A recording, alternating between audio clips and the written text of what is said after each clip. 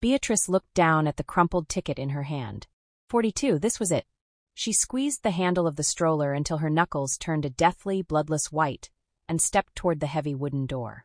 Welcome, beautiful soul, to Threads of Grace. This is a sacred space where stories are woven with faith, hope, and truth. Here, we untangle the messy, the miraculous, and the in-between moments of life, and stitch them back together with grace. Every story is a reminder that no thread of your story is wasted. Not the frayed ones, not the hidden ones, not even the broken ones. Whether you're listening for the first time or are a regular, expect a story that will stir your spirit, ignite conversations, and subtly point you toward God. So take a deep breath, settle in, and allow these threads to wrap around you. This is Threads of Grace, where faith meets story, and every life is beautifully stitched with purpose. The autumn air didn't just feel cold. It felt invasive, a thin, sharp blade that found every gap in Beatrice's mismatched layers. The park, which had seemed like a sanctuary in the height of summer, was now a graveyard of brittle, rust-colored leaves that crunched like broken glass under the stroller's wheels. As she pushed through the deepening twilight, the smells of the city shifted. The sweet, yeasty scent of a high-end bakery drifted from a block away, mocking her empty stomach. It was quickly replaced by the heavy, oily odor of bus exhaust and the damp, metallic tang of the nearby river. When she finally reached the library alcove, the physical reality of her world sharpened. The concrete wall was a heat sink, drawing the warmth right out of her spine through her thin coat. The city lights didn't sparkle. They buzzed with a harsh, flickering orange hum, casting long, skeletal shadows of the park's naked trees against the stone. Every distant siren or shout was magnified, a jagged spike of sound that made her heart hammer against her ribs. She firmly grasped the stroller that held her precious child. The stroller was no longer just a seat for Leo, it was their fortress.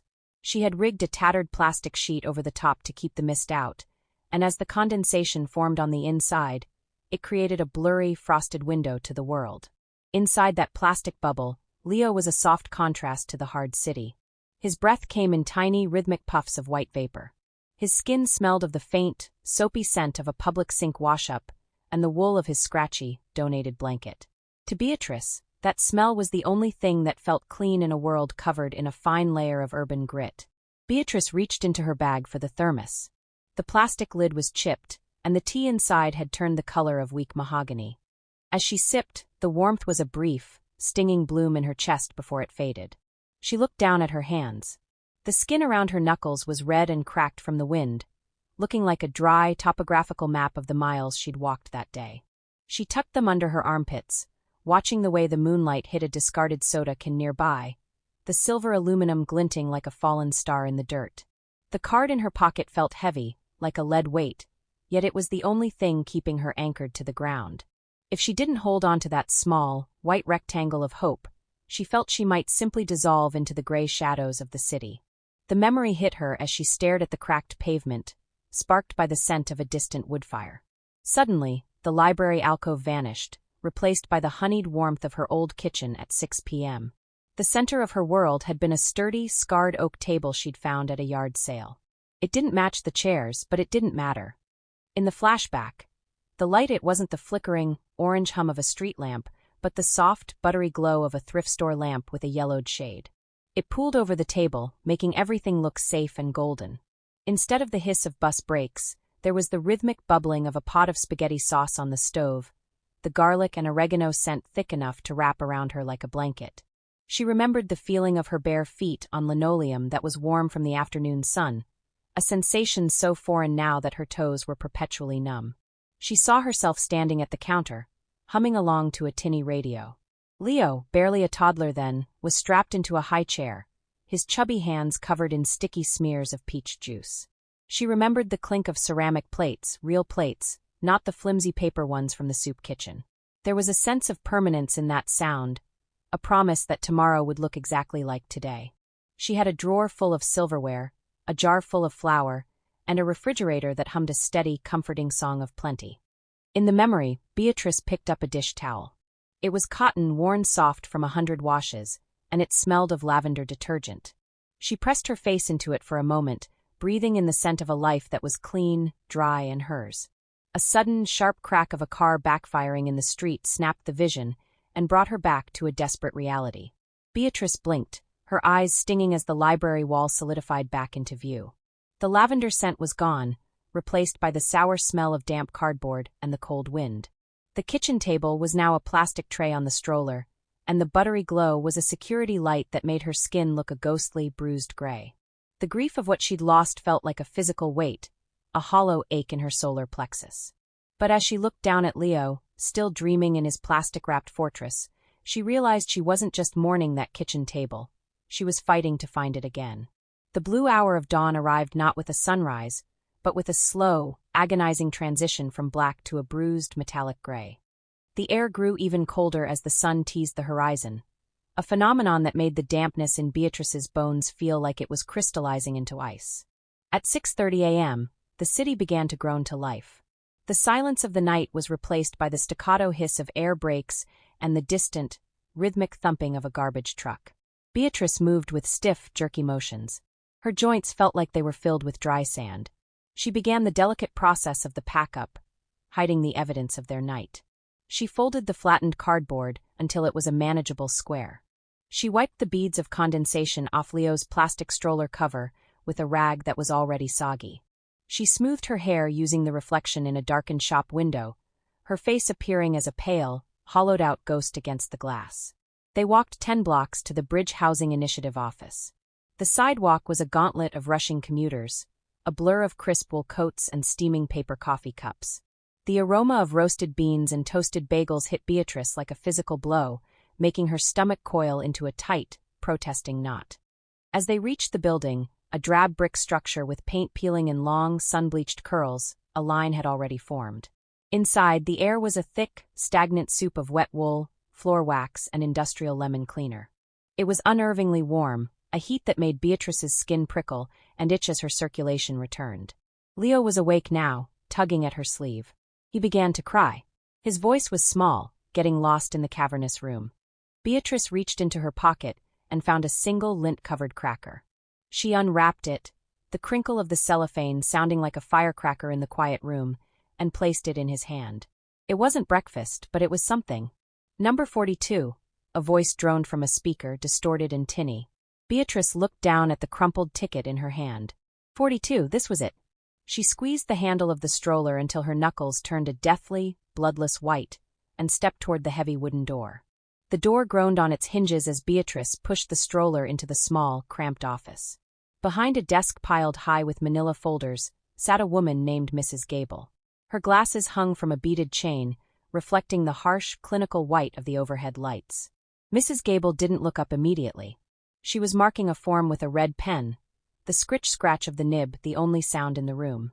When she finally looked at Beatrice, her eyes weren't cold, but they were tired, the look of someone who saw 100 tragedies a week and only had 10 bandages to give. "Name?" she asked, her voice like dry parchment. "Beatrice Miller. And this is Leo." The interview was a grueling inventory of Beatrice's life. Mrs. Gable asked for papers Beatrice didn't have, and Beatrice explained, for the third time that morning, how the leak in her old apartment turned into mold, and how the mold turned into an eviction she couldn't fight. Beatrice watched Mrs. Gable's hands. If the pen moved to the left, it was a rejection. If it moved to the right, it was hope. Leo began to fuss, his small hands grabbing at a stack of forms on the desk. Beatrice pulled him back, her heart performing a frantic, uneven thump against her ribs. "I have a job lead," Beatrice whispered, leaning forward. "The diner on 4th. They need a waitress for the graveyard shift. I just need a place where he's safe while I'm not there. A place to wash his clothes." Mrs. Gable sighed, a long sound that deflated her shoulders. She reached into a drawer and pulled out a bright yellow slip of paper. It looked like gold in the dim light of the office. "I can get you into the St. Jude's family transition wing," Mrs. Gable said. She paused, her gaze softening for a fleeting second. "But Beatrice, listen to me. The funding is tapped. This isn't a long-term placement. You have 14 days. 14 days? Beatrice's voice caught. The number felt like a ticking clock before she even held the paper. 2 weeks, Mrs. Gable confirmed, sliding the yellow slip across the desk. The paper was thin, almost translucent. "After that, the bed goes to the next person on the list. Use every hour of those 14 days, Miller. I don't want to see you back on the streets." As Beatrice walked out of the office, she clutched the yellow slip so tightly the ink smeared against her damp palm. 2 weeks. 336 hours of not sleeping on concrete. 14 mornings of Leo waking up in a room that didn't smell like car exhaust. One chance to turn a temporary bed into a permanent life. Outside, the sun had finally broken through the gray, casting a pale, watery light over the sidewalk. It wasn't the kitchen table, yet, but for the first time in months, she had a destination. The transition from the street to the shelter was a sensory shock. The transition wing was a long corridor that smelled of industrial-strength bleach and old floor wax. But to Beatrice, it was the scent of a sanctuary. Their room was tiny, barely wider than the two twin beds, but it had a door with a working deadbolt. The click of that lock was the most beautiful sound Beatrice had heard in months. After Leo went down for a nap, she spent an hour underwater, so hot it turned her skin a blotchy, triumphant pink. The steam rose in thick, white clouds, masking the sound of her quiet sobs of relief. She scrubbed the city grit from under her fingernails until they were clean and raw. When she laid down beside Leo, she noted the sheets were stiff and smelled faintly of vinegar, but they were bone-dry. Watching his small body sink into a real mattress made the tension in her neck finally snap, leaving her beautifully, dangerously exhausted. The next day came quickly. Beatrice knew she only had 14 days, and she wasn't going to spend them just being a guest. She understood a truth the other residents often forgot. Shelter staff were the gatekeepers of opportunity. She started small. On the third morning after Leo finished his bottle and her a warm bowl of oatmeal, Beatrice didn't just leave her tray on the rack. She grabbed a damp cloth and began wiping down the sticky communal tables, moving with the practiced efficiency of her old diner days. While her one load of clothes tumbled in the dryer, she spent the hour folding the communal linens, mismatched towels and thin blankets, stacking them into sharp, perfect towers that made the often stoic volunteer, named Sam, stare in disbelief. When the afternoon rush of new arrivals became a chaotic swarm of shouting voices and crying toddlers, Beatrice stepped up. She didn't overstep, but she quietly handed out crayons to the restless kids or redirected people to the bathroom, acting as a calm, stabilizing anchor in the storm. By day 7, the staff started calling her by name. "Beatrice, you don't have to do that," the night manager, a stern man named Mr. Henderson, said as he found her organizing the chaotic donation bin into neat categories of infant, toddler, and adult. "I like to stay busy, Mr. Henderson," she replied, her hands moving quickly as she folded a faded denim jacket. "And I know how hard it is to find a matching pair of socks when you're in a hurry. It's the little things that make you feel human." She wasn't just being helpful, she was building a narrative of reliability. She wanted them to see her not as a case number, but as a woman who brought order to chaos. On the evening of the 8th day, Beatrice sat on the edge of her bed, looking at her calendar. 7 days left. Her hands were no longer cracked and red. The swelling in her ankles had gone down. She had secured the graveyard shift at the diner, starting in 2 days. But as she looked at the yellow slip of paper on the nightstand, she knew that a job wasn't enough if she didn't have a place to sleep when the sun came up. There was a soft knock on the door. It was Sam, the volunteer. Beatrice lifted her head, already bracing herself. Sam didn't step in right away, he lingered in the doorway, his eyes traveling just a beat too slowly, taking in more of her than the moment required. The pause stretched, subtle but unmistakable, and Beatrice felt it settle on her skin like an ill-fitting garment. "Hey," he said at last, his voice casual, though his gaze remained fixed, curious in a way that made her shift her weight. She adjusted her cardigan instinctively, tugging it closer around herself, annoyed that she even felt the need to do so. Sam smiled, but it looked off and a bit predatory. "I was just checking to see if you needed any help." Beatrice forced a polite nod, aware of the small, unwelcome tightening in her chest. Nothing overt had happened, nothing she could name or challenge, but the air between them felt off, charged with an attention she hadn't invited and didn't want.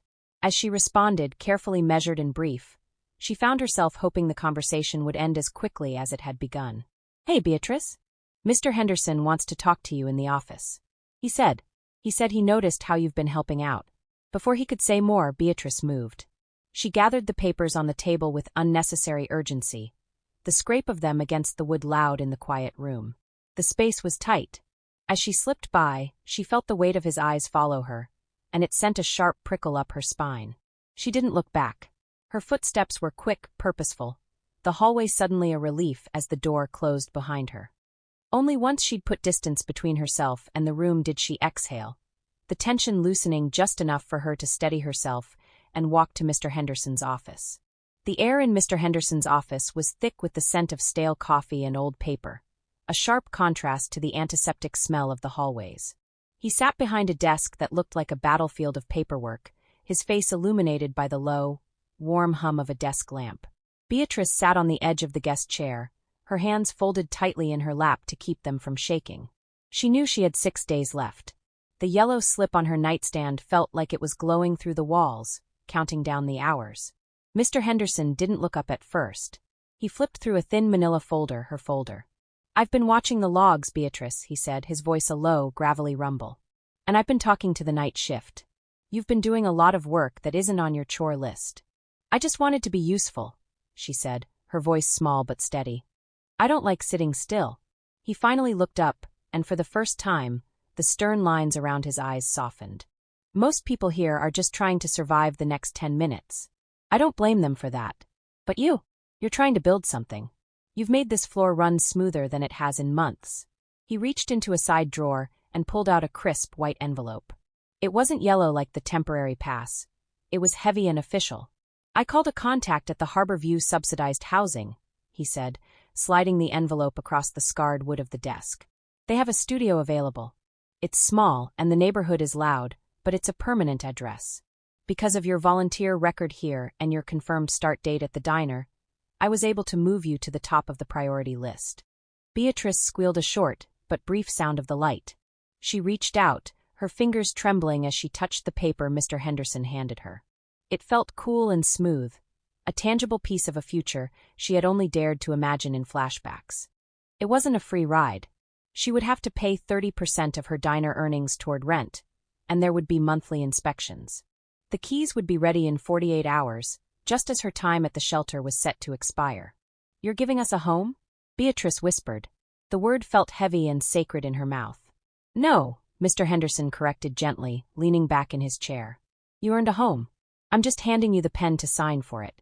Make sure you don't lose that spark, Miller. This city tries to put it out every chance it gets." When Beatrice walked back to her room, she didn't pack her bags right away. Instead, she sat on the bed and watched Leo sleep. The harsh fluorescent light from the hallway crept under the door, but for the first time, it didn't feel like a spotlight on her failure. It felt like the first light of a very long, very difficult, but finally reachable morning. She pressed the white envelope to her chest, listening to the steady, quiet rhythm of her son's breathing. In 2 days, that rhythm would happen behind a door that belonged to them. Sam returned later, quieter this time, as if the building itself had settled into evening. Beatrice was alone again with Leo, daydreaming about her move, when she sensed him before she heard him, the soft scuff of shoes, the pause that felt deliberate. "Still here," Sam said, stepping inside without waiting for an answer. Beatrice looked up, her smile polite but guarded. "Just getting things in order." He closed the door partway behind him. Not fully, just enough to dull the hallway noise. "You're always so focused," he added, leaning against the table this time, closer than before. "I've noticed. I like that." The word landed wrong. Beatrice straightened, gathering her bag. "I'm being helpful." Sam chuckled softly. "Yeah, I know. I just meant, you don't really let people see you, do you?" His eyes lingered again, open now in their intention. "I was thinking maybe we could grab a drink sometime. Get to know each other outside of all this." The room felt smaller. Beatrice met his gaze steadily. "I'm not interested." His smile slipped, replaced by something awkward and apologetic. "Hey, I was just asking. Not trying to offend in the least, and certainly not trying to pressure you." "And I'm just answering," she said calmly, already moving toward the door. She didn't rush this time, but she didn't hesitate either. As she passed him, Sam stepped back, giving her space at last. The door opened, the hallway returned, and the moment dissolved. Beatrice pointed Sam towards the hallway. He slowly shook his head and reluctantly began to take his leave. Paw-in for a brief moment, he looked back with what seemed to be pleading eyes, but Beatrice was resolved and ignoring any attempt or friendliness. As a single mother to a 10-month-old, Beatrice had no time or tolerance to be anyone's plaything. Her days were measured in bottles warmed, diapers changed, and moments stolen between exhaustion and responsibility. Whatever softness Sam thought he saw was forged by necessity, not availability. She had learned, quickly and without apology, how to guard her space. Her energy belonged to survival, to Leo and to moving on. There was no room in her life for casual interest, misplaced attention, or someone mistaking her resilience for an invitation. Her last relationship had ruined her in ways she was still learning how to name. Years poured into someone who promised permanence, only to leave when permanence arrived in the form of a growing life inside her. The separation during pregnancy fractured something deep: trust, safety, the belief that love stayed when things became inconvenient. She carried heartbreak alongside morning sickness, grief alongside hope, learning to smile through a kind of loneliness that felt especially cruel. It took everything she had to rebuild. Nights were long, tears frequent, and the weight of becoming a mother alone pressed hard against her chest. But slowly, quietly, peace began to return. Not the kind that erased the past, but the kind that made room for breathing again. Peace in routine. Peace in her baby's laughter. Peace in knowing she no longer had to beg to be chosen. She was just beginning to feel whole again, stitching herself together with intention and care. And she could not, allow anyone to treat her healing like a game. What she had fought to reclaim was sacred now. 2 days later, Beatrice stood in the center of the studio, Leo's weight pressed against her hip. He leaned away from her chest, his wide, dark eyes taking in the uncharted territory of the white walls. He let out a small, questioning ba, the sound echoing slightly in the unfurnished space. Since Leo was at the crawling stage, Beatrice's first act was a safety sweep. She knelt on the hardwood, her knees clicking, and ran her hands over the boards.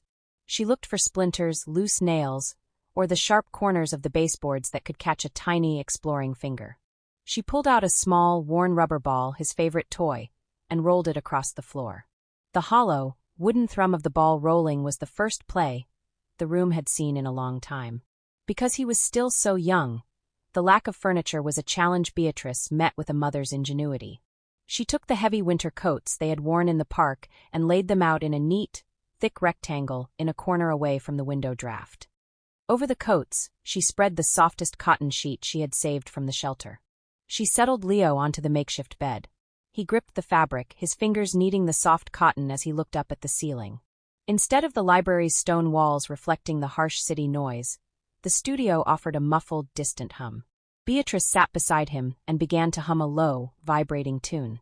It was a song she hadn't felt like singing in months, a melody that felt like a warm thread stitching the room together. As she prepared for her first shift at the diner, she looked at the small sink. She carefully washed his plastic bottles, the rhythmic clink of the drying rack feeling like a victory. She didn't have a high chair, so she sat on the floor to feed him his jar of mashed peas, the bright green smudge on his chin a sign of a belly that was finally full in a home that was finally theirs. When the sitter arrived, Beatrice gave her a list of instructions written on a scrap of paper. The sitter was Elena, a woman Beatrice had met during her second week at the shelter. Elena was older, with silver-streaked hair and eyes that carried the weary kindness of someone who had seen the bottom and was slowly climbing back up. She had lost her clerical job months ago, and like Beatrice, she was fighting to prove she was more than a statistic. In the small studio, the two women stood by the makeshift coat bed where Leo lay. Beatrice felt a pang of guilt as she pulled a crumpled $10 bill and a handful of quarters from her pocket, the very last of her emergency cash. She pressed the money into Elena's hand. It wasn't nearly enough for 8 hours of work, but it was a gesture of dignity. "I'll have more after my first shift," Beatrice promised, her voice a low, urgent whisper. Elena looked at the small pile of coins and then at Beatrice. She didn't count it. She simply closed her fingers over it and nodded. "Don't you worry about the money tonight, Bea. You just get to that diner. You get that grease on your hands so you can bring home the real check. I've got the little man."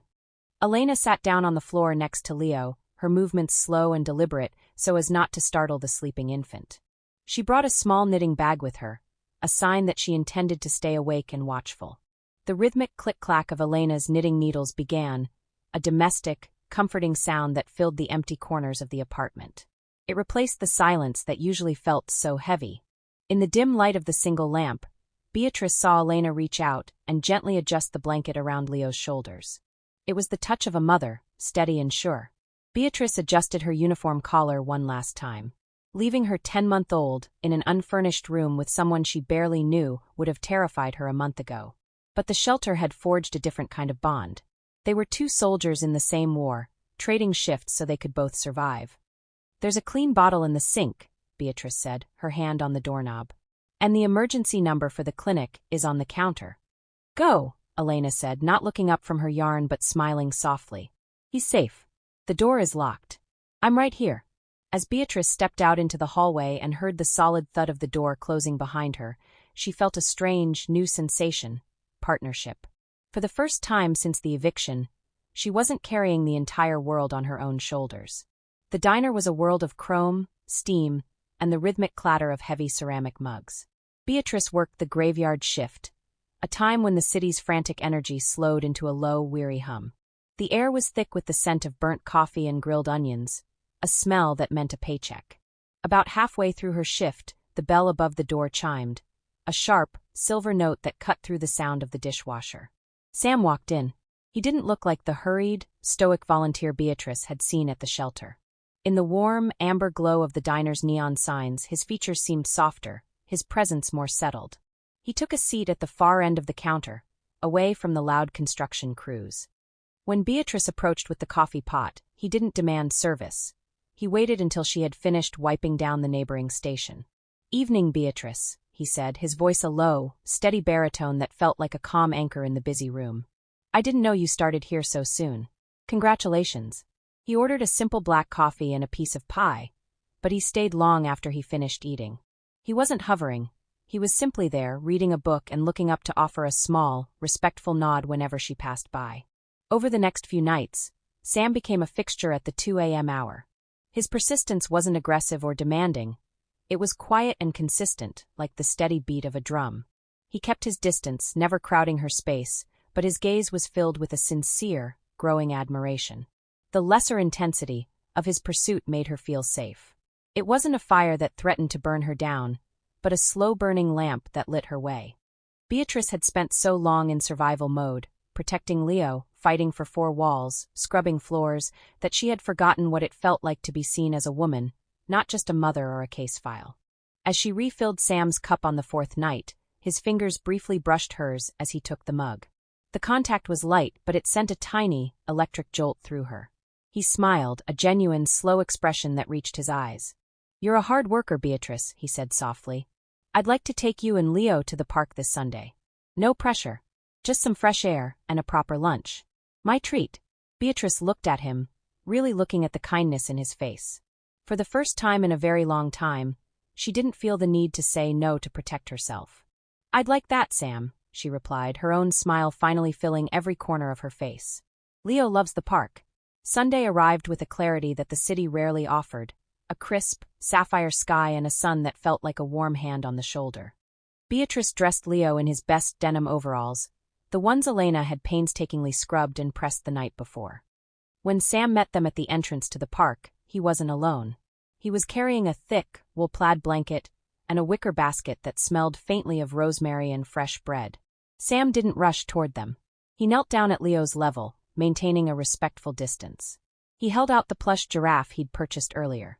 When Leo reached out with a toothless, gummy grin and grabbed Sam's finger instead, Sam let out a quiet, genuine laugh that seemed to vibrate through the cool air.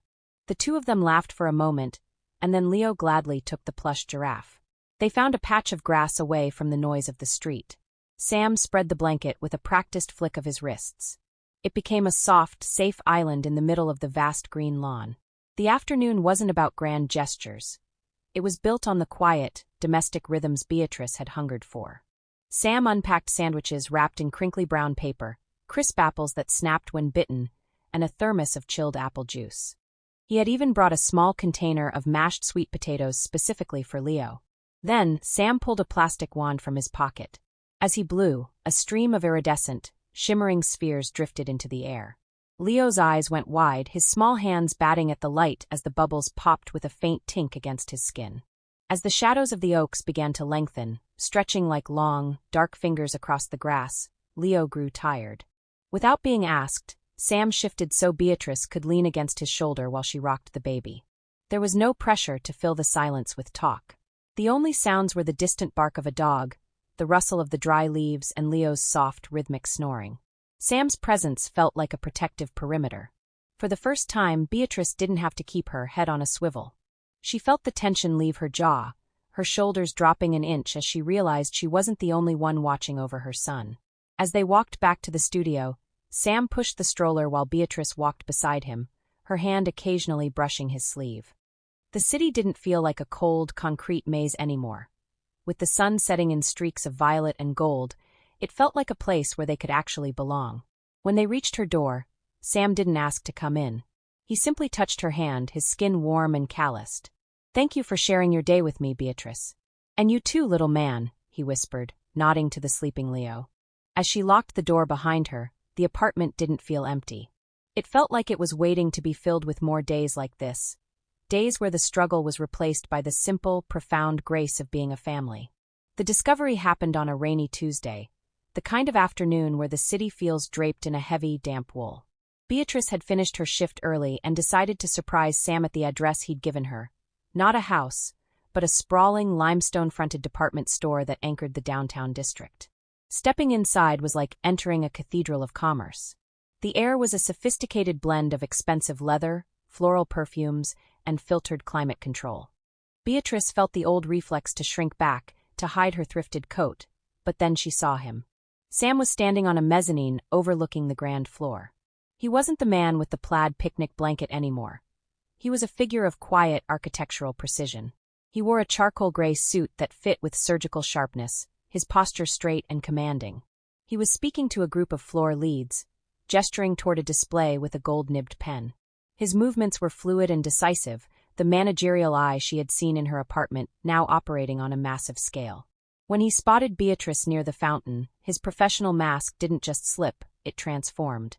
He excused himself immediately, navigating the marble stairs with a speed that showed his priority. He led her back to his office, a room that smelled of cedarwood and high-end stationery.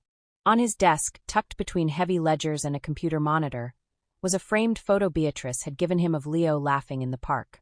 "I didn't want the job to be the reason you liked me, Bea," Sam said, leaning against his mahogany desk. His voice was no longer the manager's bark. It was the low, honeyed tone he used only with her. "I wanted you to see the man who fixes the rocking chair first." Beatrice looked around at the awards for regional excellence and the blueprints for the store's holiday displays.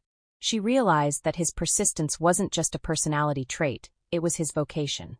He was a man who took pride in systems, in making sure things were stable, beautiful, and functional. Knowing he managed a staff of hundreds and a multi-million-dollar inventory didn't make him feel more distant. It made his care for her feel more intentional. That evening, back in the small studio, the space felt different. It didn't feel like a temporary stop anymore. As Sam sat on the floor, helping a 10-month-old Leo navigate a new set of wooden blocks, Beatrice realized that Sam's greatest management project wasn't the store downtown. It was the slow, careful rebuilding of her heart. Sam wasn't a millionaire or a man of excess. He was comfortably established, the kind of man whose wealth was measured in integrity, quality, and foresight rather than flash. He lived a life of simplicity, and was far from arrogant. For Beatrice, who had spent months counting every penny and weighing the cost of a gallon of milk, Sam's financial stability felt like a soft, thick blanket. It wasn't that he threw money around, it was that he never seemed to worry about the small numbers. When they went to the market together, Sam didn't look at the yellow clearance stickers. He picked up the organic berries for Leo and the high-quality coffee for Beatrice without a second thought. To him, it was a routine purchase. To Beatrice, it was a sign of a life without constant friction. His clothes weren't branded with loud logos, but they were made of heavy wools and crisp linens that didn't pill or fade. He looked comfortable, in a way that suggested he never had to worry about a sudden rainstorm ruining his only pair of shoes. He drove a sturdy late-model SUV, not a sports car, but something with heated seats and a high safety rating. When he buckled Leo into the professional-grade car seat he'd bought, the solid thud of the door closing sounded like a vault protecting everything Beatrice loved. Sam used his comfort to create a perimeter of ease around them. He didn't offer to pay her rent, he knew her pride wouldn't allow it, but he found ways to lower the cost of her struggle. One evening, while they sat in the studio, Sam noticed Beatrice looking at her bank app with a furrowed brow. He gently took the phone from her hand and set it face down on the counter. "You're doing great, Bea," he said, his voice a warm, steady vibration. "You have the job, and you have this place. Let me be the cushion. If the microwave breaks down or the heater stops, that's my department. You just focus on being his mom. For Beatrice, Sam's comfortable status didn't make him a savior. It made him a partner who provided gravity. In a world that had tried to spin her off into the cold, Sam's stability was the force that kept her feet firmly on the ground. 1 year later, Beatrice was no longer the exhausted woman scrubbing tables in the graveyard shift. Her tenacity and the organizational skills she'd honed while surviving, combined with Sam's quiet professional mentorship, had caught the owner's eye. As the diner's manager, she now wore a crisp button-down and carried a clipboard. She was the one who handled the schedules, the inventory, and the training. When she walked into the diner, there was a resonant click of her heels on the linoleum. She had turned a place of survival into a career, and her staff looked to her with the same respect she had once given Mr. Henderson. At 2 years old, Leo was a whirlwind of energy. He no longer lived in a stroller. He ran through life with a confidence that only comes from knowing you are safe. To Leo, Sam wasn't the manager or mom's friend. He was simply Dad. It was a common afternoon scene to see Sam sitting on the floor of the studio, which was now fully furnished with comfortable, solid oak pieces, building elaborate block towers with Leo. The apartment was filled with the bright, bubbling laughter of a toddler who didn't know what it meant to be cold or hungry. When Sam walked through the door after work, Leo would hurtle toward him, shouting "Dada," with a force that nearly knocked the tall man over. Sam had become the person who kissed Leo's scraped knees, and the one who tucked him in with a gentle, rhythmic pat on the back. On their 1-year anniversary, the atmosphere in the apartment was thick with a sense of arrival. They had moved past the getting-to-know-you phase and into the building-a-life phase. Elena, still a close friend and now a stable neighbor, watched Leo for the evening. This allowed Beatrice and Sam a rare moment of absolute stillness. They didn't need a fancy gala. They had a quiet dinner in the apartment they had built together. The table was set with real linen and candlelight, the soft glow reflecting off the polished wood Sam had helped her choose. As they sat together, the conversation wasn't about schedules or budgets. It was about the deep, soulful recognition of how far they had come. They had moved from the lesser intensity of a polite pursuit to a profound, intimate partnership. They finally committed to one another fully that night. That night would mark the sealing of a bond between a woman who had fought for her life and a man who had chosen to stand by her while she did. Sam turned toward Beatrice and produced a navy blue velvet box. Looking directly into her almond-shaped brown eyes, he said, "I don't want tonight to just be a memory of where we are," Sam whispered, his voice a low, gravelly vibration against the quiet. "I want it to be the night we decide where we're going."